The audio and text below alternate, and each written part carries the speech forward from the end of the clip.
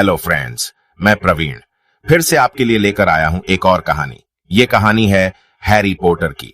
इस सीरीज में हम हैरी पॉटर की बुक्स जो J.K. रोलिंग्स ने लिखी है उसकी कहानी आपको सुनाएंगे।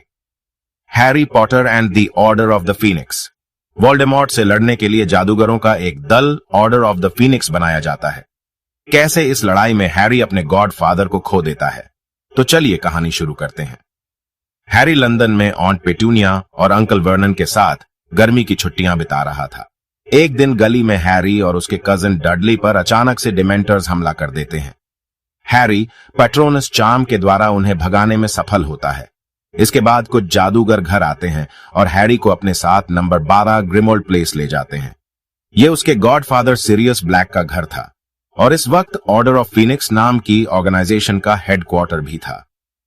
ऑर्डर ऑफ फीनिक्स का मकसद वोल्डेमॉर्ट और उसके डेथ ईटर्स के खिलाफ लड़ना था। इसे डंबलडोर द्वारा बनाया गया था। इसमें सिरियस सहित बहुत से जादूगर थे। ऑर्डर ऑफ फीनिक्स गुप्त तरीके से काम कर रहा था क्योंकि मैजिक मिनिस्टर फज ये मानने को तैयार ही नहीं था कि वोल्डेमॉर्ट फिर से लौट आया है और खुद को शक्तिशाली बना रहा था। फिर हैरी यहीं रहने लगता है। उसके दोस्त रॉन और हरमायोनी भी यहीं रह रहे थे।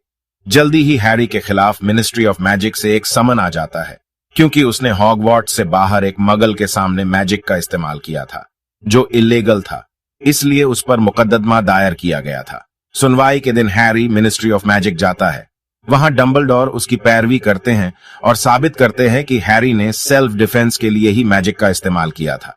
इससे हैरी निर्दोष साबित हो जाता है और उसे इस केस से बरी कर दिया जाता है। इसके बाद हैरी, रॉन और हरमायोनी अपने 5वें साल की पढ़ाई के लिए हॉगवार्ट्स के लिए रवाना हो जाते हैं।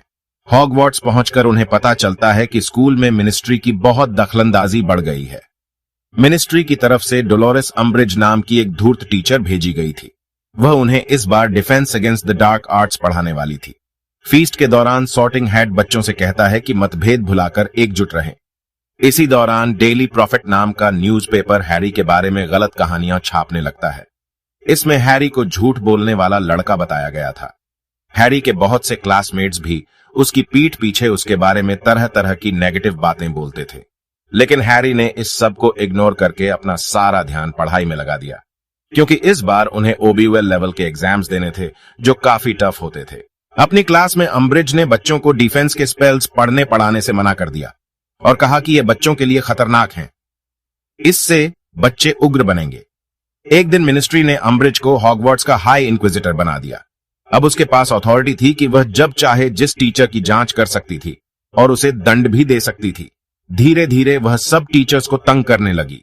स्टूडेंट्स पर भी उसने तरह तरह के अत्याचार करने शुरू कर दिए और उन पर ढेरों सख्त कानून थोप दिए। इस सब से तंग आकर सबने हैरी से कहा कि वह एक सीक्रेट ग्रुप बनाए और उन्हें डिफेंस आर्ट सिखाए क्योंकि सबको लगा कि हैरी ने तो खुद वोल्डेमॉर्ट का सामना कर रखा है।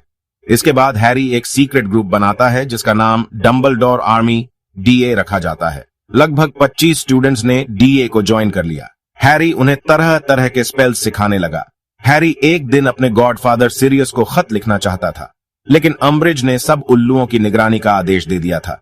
इसके बाद उसने फायर प्लेसेस भी बंद करवा दिए था ताकि कोई हॉगवार्ट्स से बाहर या अंदर न आ जा सके। सिर्फ उसके ऑफिस का फायरप्लेस ही खुला था। हैरी अम्ब्रिज की पॉलिसीज का विरोध करता था, इसलिए वह उससे बहुत नफरत करती थी। वह उसे लायर बोलती थी और छोटी छोटी बातों के लिए क्रूर डिटेंशन देती थी। एक दिन उसने हैरी के क्विडिच खेलने पर भी बैन लगा दिया। एक दिन फ्रेड और जॉर्ज ने पूरे हॉगवार्ट्स में जमकर उत्पात मचाया और अम्ब्रिज को खूब परेशान किया। इससे पहले कि अम्ब्रिज उन्हें कोई सजा देती, वे हॉगवार्ट्स से फरार हो गए। उनका लंदन में अपनी प्रैक्टिकल जोक की दुकान शुरू करने का प्लान था। इसके लिए हैरी ने उन्हें पिछले साल अपनी इनाम राशि भी दी थी। सब स्टूडेंट्स की नजरों में वे रॉकस्टार जैसे बन गए थे। इसके बाद हैरी को एक के बाद एक भयंकर सपने आने लगते हैं। उसे बार बार मिनिस्ट्री का डिपार्टमेंट ऑफ मिस्ट्री दिखता था। एक सपने में हैरी बहुत से दरवाजों वाले कॉरिडोर को लांघकर एक कमरे में पहुंचता है। वहां देखता है कि बहुत सी अलमारियों में बहुत से शीशे के गोले रखे हुए थे। यह सपना उसे बार बार आता है, लेकिन वह समझ नहीं पाता कि उन शीशे के गोलों का क्या मतलब था। एक रात हैरी को एक और सपना दिखाई देता है। सपने में वह देखता है कि रॉन के पिता को मिनिस्ट्री के अंदर एक सांप ने डस लिया था। वह जल्दी से यह बात डंबलडोर को बताता है। डंबलडोर एक पेंटिंग के जादूगर को इसका पता करने को कहता है। वह जादूगर आकर बताता है कि हैरी सच बोल रहा है। इसके बाद डंबलडोर ऑर्डर के जादूगरों को भेजता है और रॉन के पिता की जान बचा ली जाती है। लेकिन इसके बाद डंबलडोर हैरी से कहते हैं कि स्नेप से ऑक्लुमेंसी सीखे ताकि वोल्डेमॉर्ट उसके दिमाग में न झांक पाए। हैरी ऑक्लुमेंसी सीखने में नाकाम रहता है क्योंकि उसके दिमाग में तरह तरह के विचार आते रहते थे और वह उन्हें रोक नहीं पाता था। इसी बीच डीए वाले स्टूडेंट्स लगातार गुप्त रूप से अपनी प्रैक्टिस कर रहे थे, लेकिन एक दिन कोई उनके बारे में अम्ब्रिज को बता देता है और अम्ब्रिज उन्हें पकड़ लेती है। डंबलडोर इसकी जिम्मेवारी अपने सिर पर ले लेते हैं और कहते हैं कि उन्होंने ही यह ग्रुप बनाया है। इसके बाद वे हेडमास्टर के पद से इस्तीफा दे देते हैं। अब अम्ब्रिज को हॉगवर्ट्स का हेडमास्टर बना दिया जाता है।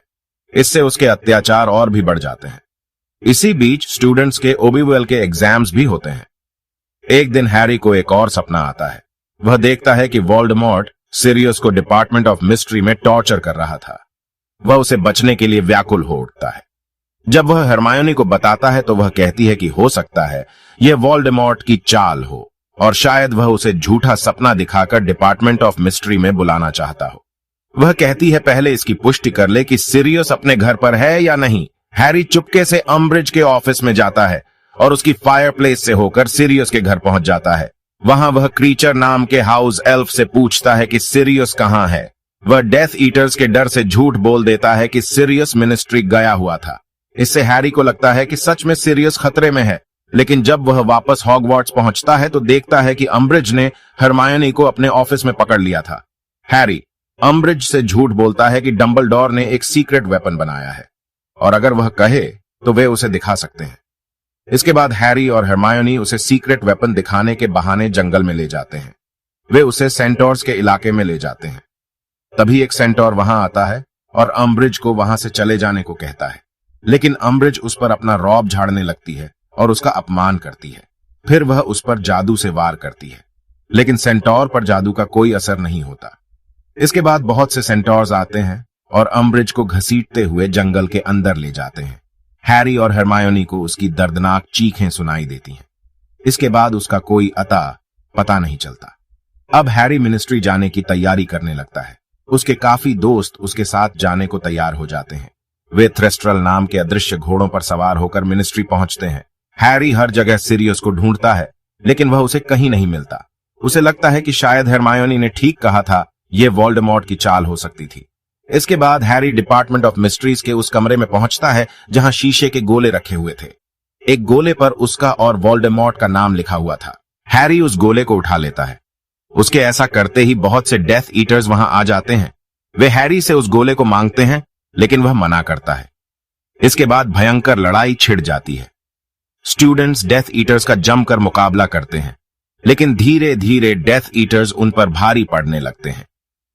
तभी ऑर्डर ऑफ फीनिक्स के बहुत से जादूगर वहां पहुंच जाते हैं और डेथ ईटर से लड़ने लगते हैं। लड़ाई के दौरान हैरी के हाथ से शीशे का गोला गिरकर टूट जाता है।